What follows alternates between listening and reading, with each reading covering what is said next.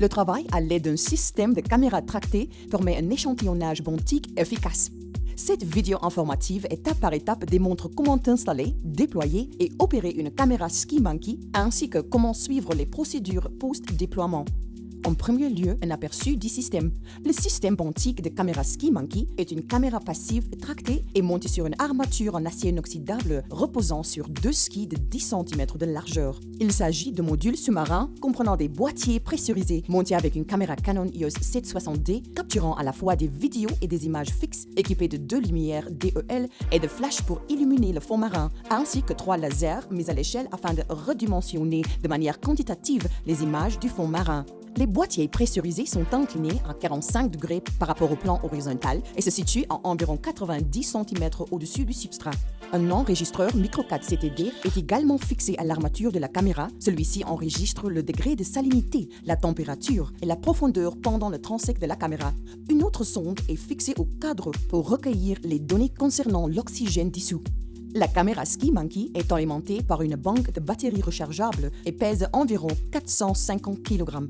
Elle permet d'échantillonner jusqu'à une profondeur de 700 mètres, si bien que son déploiement requiert un grand bateau de recherche en haute mer équipé d'un treuil de recherche scientifique, une armature triangulaire en A et un câble conducteur en acier. Étant un système passif, aucune télécommande n'est requise pour les mouvements précis, mais une commande électronique de la caméra, un éclairage réglable et une transmission en direct de ce que la caméra voit et détecte sont pourvus via une connexion de données au-dessus du câble marin à partir d'une station de commande basée sur le bateau. Tous les paramètres de navigation ainsi que les paramètres scientifiques de la caméra peuvent être commandés à distance via l'application logicielle SkiMonkey. Il convient de noter qu'en raison de son fonctionnement via un câble marin, il y a un certain décalage de communication entre le SkiMonkey et la station de commande se trouvant sur le bateau. On continue avec les protocoles préalables au déploiement. Avant le sondage sur la mobilisation, les techniciens devraient prévoir un délai suffisant pour l'installation, effectuer des travaux d'entretien et tester l'équipement. Il faut compter entre une demi-journée à une journée entière. Montage mécanique est mis en place pour le déploiement tracté. Dans sa configuration tractée, la fixation porte-charge du système de caméra au câble sous-marin se fait à l'aide de 4 sangles. Celles-ci sont des chaînes résistantes allant de l'armature de la caméra à l'ancrage en acier inoxydable ou au point de décharge de traction mécanique à l'extrémité du câble marin. Les chaînes sont gainées de tubes PVC pour éviter d'endommager l'armature de la caméra. Les sangles sont fixées aux écrous supérieurs de l'unité de caméra et aux écrous inférieurs avant situés sur la monture des skis. Les longueurs respectives de ces 2 chaînes inférieures et supérieure devrait entraîner une inclinaison vers l'avant depuis la verticale d'approximativement 25 degrés lorsque la caméra est soulevée du pont par le câble marin. Cette inclinaison oblique permet au système de caméra de se poser sur le fond marin, l'armature arrière des skis touchant le fond en premier. 2 flotteurs immergés sont fixés à l'armature à des positions prédéfinies, l'un au devant et l'autre à l'arrière. Le premier a pour but d'éviter que le câble marin obstrue l'image et le dernier d'assurer une descente oblique du SkiMonkey sur le sol sous-marin. La bonne fermeture de tous les points d'attache doit toujours être bien vérifiée et leurs épingles doivent être maintenues en place par des câbles ou des attaches-câbles. La connexion électronique et l'installation. La connexion électronique entre le SkiMonkey et le laptop utilisé pour les opérations est établie en connectant la sortie du treuil de navire au modem de surface et l'extrémité déployable du câble du treuil à la caméra elle-même. À son tour, le modem est connecté au laptop dans la salle de contrôle. Les noyaux conducteurs à l'extrémité de déploiement du câble marin comporteront un raccord Pictel adapté, équipé d'un connecteur sous-marin correspondant qui se branche dans la cloison du SkiMonkey. Il faut toujours prendre soin de bien faire cette connexion en portant attention à l'alignement de la broche de positionnement en argent et d'au moins 2 broches sous tension en cuivre. Une fois branché, le connecteur sera pourvu d'un anneau de sécurité extérieur qu'il faudra visser. Serrage manuel seulement. Retenez simplement que le raccord Pictel devra être soigneusement fixé à l'armature de manière qu'il ne puisse pas être affecté par l'action du SkiMonkey pendant son fonctionnement. Alors, nous y voilà, connecter la sortie du treuil du navire via le panneau électronique scientifique au port du modem de surface étiqueté ligne 2. Connecter le bloc d'alimentation au port du modem de surface étiqueté P. Connectez le câble Ethernet au port du modem de surface étiqueté Ether 1. Connectez l'autre extrémité du câble Ethernet au laptop de commande. Assurez-vous que le bouton PGM est en position centrale. Branchez le câble marin au connecteur du SkiMonkey. Allumez le SkiMonkey en tournant le bouton dans le sens des aiguilles d'une montre jusqu'à ce que vous entendiez un déclic. Maintenant que le SkiMonkey est sous tension, cela va déclencher la communication entre le modem de surface et le laptop de commande. Cette connexion est indiquée par un voyant lumineux DEL au dos du modem de surface. Au moment de la mise sous tension, ce voyant va d'abord clignoter, mais dès que la lumière deviendra fixe, la connexion sera établie. Ouvrez le logiciel Essex Virtual Link sur le laptop de commande.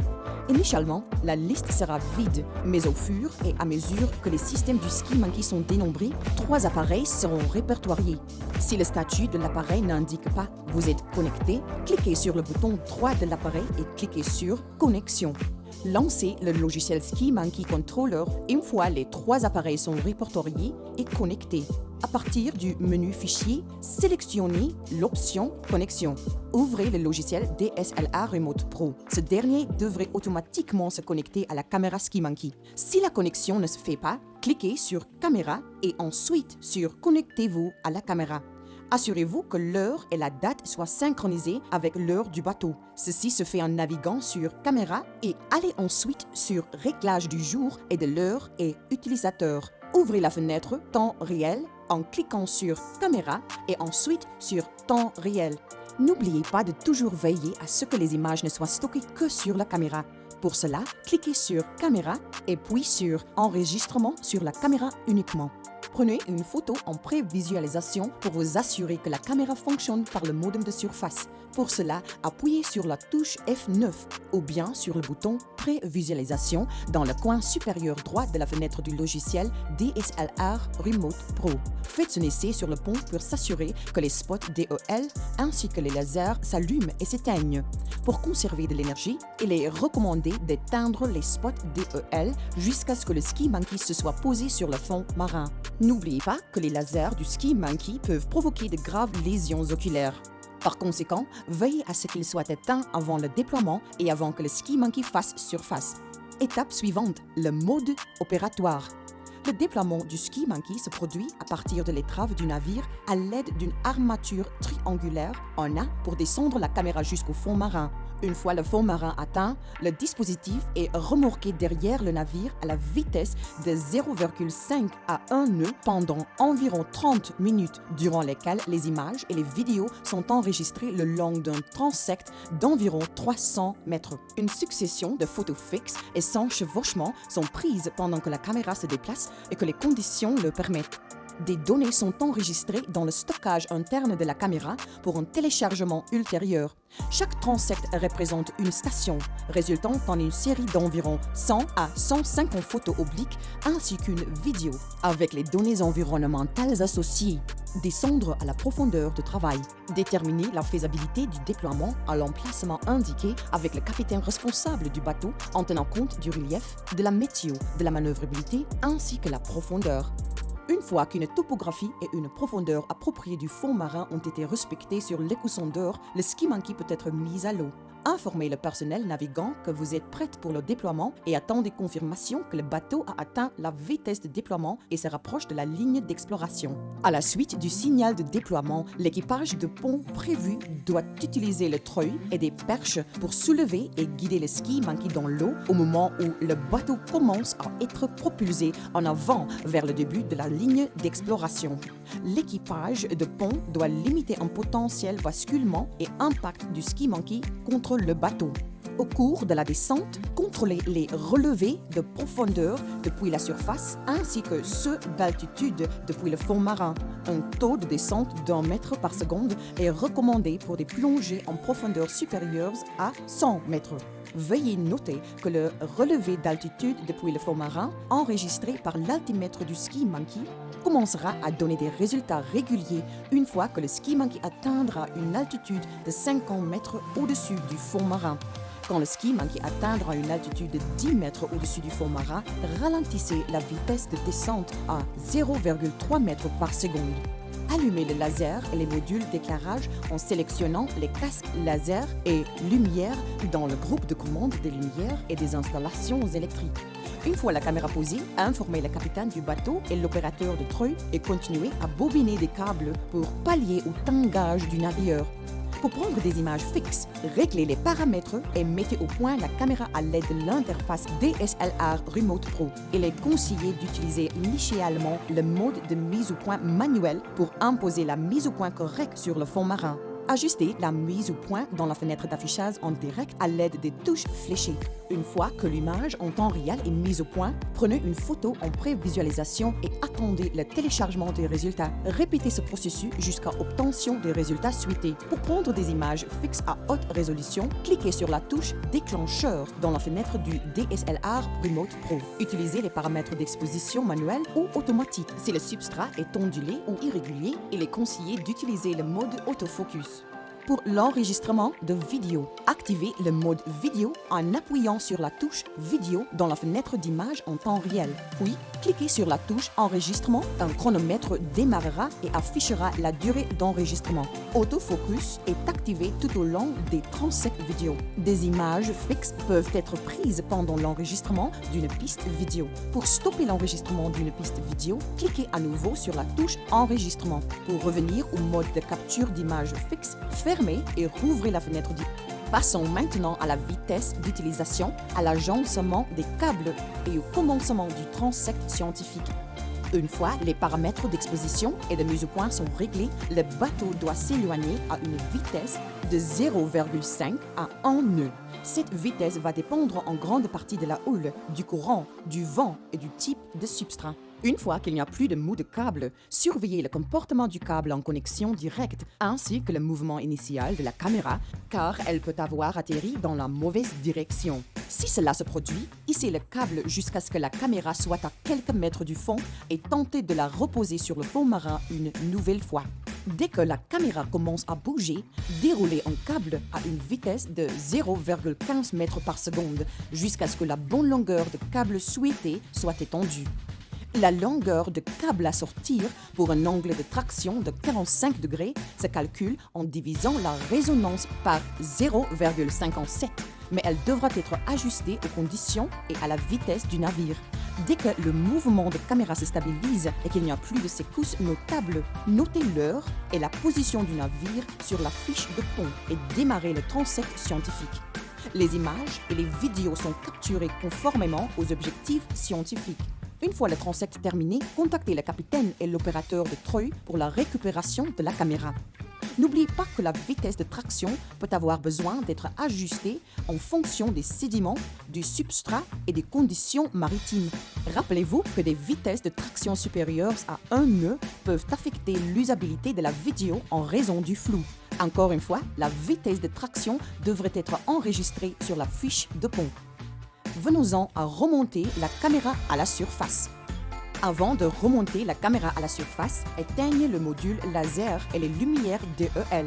Dès que le ski monkey se trouve à environ 20 mètres de la surface, informez la capitaine et l'équipage du bateau. Une fois que le dispositif sort de l'eau et dès qu'il n'y a plus aucun risque, l'équipage devra s'emparer du ski monkey à l'aide de gaffes. Vient ensuite la récupération des données. Les images recueillies pendant une plongée peuvent être téléchargées via une connexion Ethernet directement à un laptop.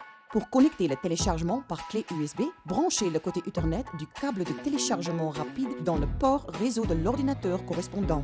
Retrouvez la fausse fiche du port de téléchargement sur la paroi du ski monkey et retirez-la en desserrant le manchon de verrouillage. Branchez délicatement le câble de téléchargement rapide en prenant soin de bien aligner les broches. Sur le laptop de l'opérateur, si l'application DSLR Remote Pro est ouverte, fermez-la, ainsi que le logiciel de contrôle du ski monkey et le logiciel SX Virtual Link. Attendez environ 1 minute et rouvrez-la. Dans le SX Virtual Link, dès que la phrase « Vous êtes connecté » s'affiche sur la caméra, ouvrez le fichier caméra en cliquant sur « Ordinateur » et ensuite sur « Caméra, carte mémoire » et copiez les images recueillies sur le laptop.